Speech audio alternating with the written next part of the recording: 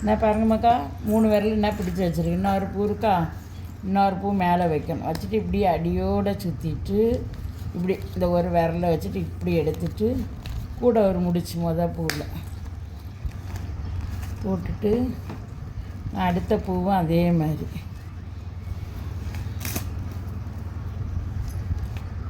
அப்படி வச்சாங்க. இப்படி வச்சுட்டு இப்படி நெருக்கி விடுங்க. அவ்வளோந்தான். பூக்கிட்ட ஈஸியாக படிச்சிடலாம். என்ன பாருங்கள், இப்படி ஒரு பூ, இப்படி ஒரு பூ வச்சுட்டு இப்படி ஒரு கீழோட அடியோடு சுற்றணும். சுற்றிட்டு இந்த மேலே விரல இந்த பெருவிரலை வச்சு எப்படி நீக்கணும்.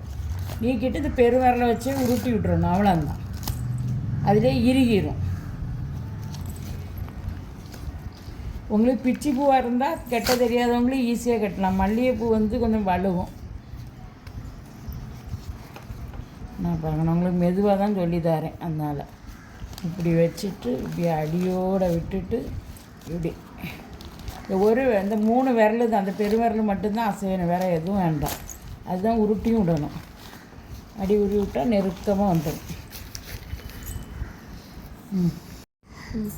நான் பாருங்கம்மாக்கா பூ கட்டியிருக்கேன் பாருங்கள். இவ்வளோ தானம் இதே மாதிரி கட்டணும். நெருக்கமாக இருக்கும் பாருங்கள்.